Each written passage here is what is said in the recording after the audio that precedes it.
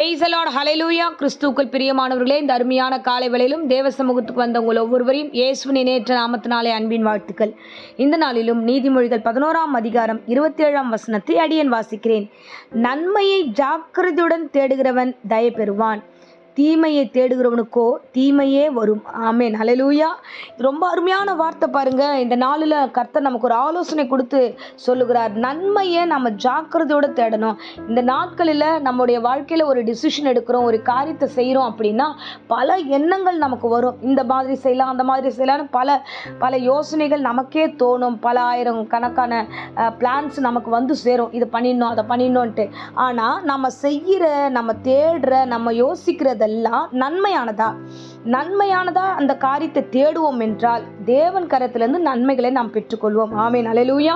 இன்னைக்கு நாம நன்மையை தேடாம நிறைய பேர் தவறுதலா தீமையை தேட ஆரம்பிக்கிறதுனால தீமையில போய் அது முடியுது.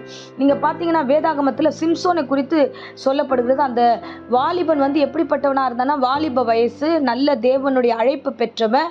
தேவன் அவனை விசேஷத்த விதமாய் அவனை அழைத்திருந்தார். அவன் நசரேனாக இருந்தான். அநேகர் இஸ்ரவேல் ஜனங்களை அவன் நியாயம் தீர்த்து கொண்டிருந்தான். அப்படின்னா எவ்வளவு பெரிய போஸ்டிங் பாருங்க. அந்த போஸ்டிங்ல இருக்கிறவன், அந்த கனமான வேலையில இருக்கிறவன், ஆனா அவன் ஒரு காரியத்தை தேடும் பொழுது, அவனை ஒரு காரியம் அணுகுகிறது. அந்த காரியத்தை தேடும் பொழுது, அவன் திருமண காரியமாகட்டும், மற்ற காரியங்களாகட்டும், அவன் எடுத்து தேடும் போதே அவன் எப்படி தேடிட்டான்னா தீமையாய் அவனுடைய தேடுதலா இருந்தது. அல்லேலூயா. அது ஒரு நன்மையான விஷயம். திருமண காரியம்டாப்பா, இதை கரெக்டா நம்ம செய்யணும் அப்படின் போது நன்மையா அதை ஜாக்கிரதையா முடிக்கணும். நல்ல காரியம் ஜாக்கிரதையா செய்வோமேன்னு. ஆனா அவன் அதை எப்படி பண்ணிட்டான் அப்படின்னா தீமையாய், அவனுடைய நோக்கம் தவறா இருந்தது, போன இடம் தவறுதலா இருந்தது. அதனால அவனுக்கு தீமையா தான் அது முடிந்தது. அல்லேலூயா. அப்ப தேடுதல்ல ஒரு நன்மை இருக்கு, தேடுதல்ல ஒரு தீமையும் இருக்கு. நீங்க எப்படி தேடுறீங்க, அதுதான் விஷயம். சகை என்ற ஒரு வாலிபன் எடுக்கிறோம். அங்க ஒரு சம்பவத்துல அவன் குடும்பத்தை குறித்தும் அந்த இடத்துல சொல்லப்படுது. அவன் சகை எப்படிப்பட்டவனா இருந்தான்னா பொல்லாத மனுஷன்தான். ஆனா அவன் தேடுதல் எப்படி இருந்ததுன்னா நன்மையில முடிஞ்சிச்சு. அவன் தன் நினைவெல்லாம் தன்னுடைய தொழில், தன் காரியம் வேற மாதிரி இருந்தது. ஆனா அவன் இயேசு கிறிஸ்துவ கேள்விப்பட்ட உடனே இயேசுவை பார்க்கலான்னு முன்னாடியே ஓடி போய் ஒரு மரத்து மேலே ஏறி அவன் அந்த தேடுறத கூட ஜாக்கிரதையா தேடுறான்.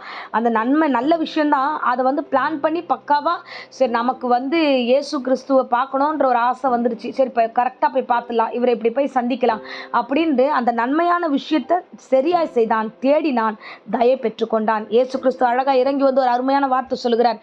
கிட்ட கரெக்டாக அவன் நிற்கிற மரத்தாண்ட நின்றுட்டு மேலே இருக்கிற அந்த மரத்துக்கு மேலே இருக்கிற சகையை பார்த்து, சகையவே நீ இறங்கி வா, இன்னைக்கு உன் வீட்டுக்கு நான் வரப்போகிறேன் அப்படின்னார். ஸோ தேவனாகிய கர்த்தர் இந்த இடத்துல என்ன சொல்லுகிறார்னா, நன்மையை தேடுறத கூட ஜாக்கிரதையாக இருக்கணும். நல்ல விஷயத்தா இருந்தால் கூட என்ன பண்ணணும், யாருக்கும் எந்த பாதகமும் இல்லாமல் நம்ம செலக்ட் பண்ண காரியத்தை நம்ம செய்யணும். தேவன் அது எல்லாத்தையும் நமக்கு வாய்க்க பண்ணுவார் என்று அவன் அறிந்து போய் அவன் அந்த மரத்தில் உட்காந்து தேவனை தேடுறான். தேடும் பொழுதே தேவனாகிய கர்த்தர் அவன் வீட்டுக்கு ரட்சிப்பை கொடுத்தார். ஆமென், அல்லேலூயா. இன்றைய தினத்திலும் இந்த பிரசங்கத்தின் மூலமாய் கேட்கிற ஒவ்வொரு ஆத்துமாவுக்கும் நான் சொல்லுகிறேன், நீங்க நன்மை செய்யும் போது நிறைய ஐடியாஸ் வரலாம். அது நன்மையா முடியணும்னா நீங்க தயவு உள்ளவர்களாய் ஜாக்கிரதையாய் அந்த காரியத்தை ஒன்றுக்கு பல முறை யோசிச்சு நல்ல காரியமாய் அதை உருவாக்குறதுக்கு வழிமுறைகளை பார்க்கணும். ஸோ தீமையும் நம்ம முன்னாடி இருக்கு, நன்மையும் நம்ம முன்னாடி இருக்கு. நீங்க தேடுறதுல ஜாக்கிரதையா இருந்தீங்கன்னா அது நன்மையா முடியும். ஏதோ தானோ சரி ஏதோ நடக்கட்டும் அப்படின்னு போகும்போது நம்ம தேடுதல் ஏதோ தானோன்னு போயிடுச்சுனாலே அது வேற மாதிரி போயிடும், தீமையில போய் முடியும். ஸோ அந்த வழிக்கு சிம்சோனை போல நம்முடைய வாழ்க்கையில பொறுப்பான ஸ்தானத்திலிருந்து தப்பான வழியை நம்ம தேர்ந்தெடுக்காதபடி ரொம்ப ஜாக்கிரதையா இருக்கணும். வாலிப வைத்தியம் பத்திரப்படுத்தணும். இந்த பிரசங்கத்தை கேட்கிற நீங்க எல்லா இடத்திலும் ஜாக்கிரதையா செயல்படுங்க. நன்மை தயை பெறும். ஆமென். ஜாக்கிரதையா தேடுங்க. அன்பு ரட்சகா, இந்த அருமையான வேளையில என் பிள்ளைகளுக்காக ஜெபிக்கிறேன். வந்த ஒவ்வொரு மீதும் உடைய கரம் கூட இருக்கட்டும். இன்னைக்கு இந்த பிரசங்கத்து மூலமா ஆண்டவரே தேடுதலை குறித்து நீர் பேசியிருக்கிறீர். ஆண்டவரே ஞானமாய் ஜாக்கிரதையா நன்மையை தேடி கையில பெற்றுக்கொள்ள கர்த்தர் கிருபை தாங்க. தேவையற்ற குழப்பங்கள் எல்லாம் இயேசு நாமத்துல சபித்து பாதாத்துல கட்டுகிறேன்.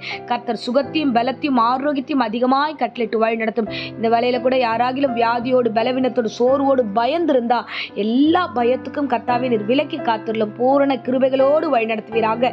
நன்மையை ஜாக்கிரதோடு தேடட்டும், தீமையை தேடாதபடிக்கு ஒவ்வொருடைய கண்களில் ஆண்டவரே அப்பா நீர் மூடி மறைத்துக் கொள்வீராக. பரிசுத்த ஆவியானுடைய வழிநடத்தல் எப்பொழுதும் இந்த பிள்ளைகளோடு இருக்கட்டும். தொடர்ந்து காத்துக்கொள்ளும், வழிநடத்தும், நன்மையும் கிருபையும் தொடரட்டும். அப்பா உம்முடைய திருப்பாதத்தில் இந்த பிரசங்கத்தை இட்ட ஒவ்வொரு பிள்ளைகளையும் ஒப்படைக்கிறேன். இயேசுவின் நேற்று நாமத்தில் ஒப்பு கொடுத்து ஜெபிக்கிறேன் ஜீவனுள்ள நல்ல பிதாவே.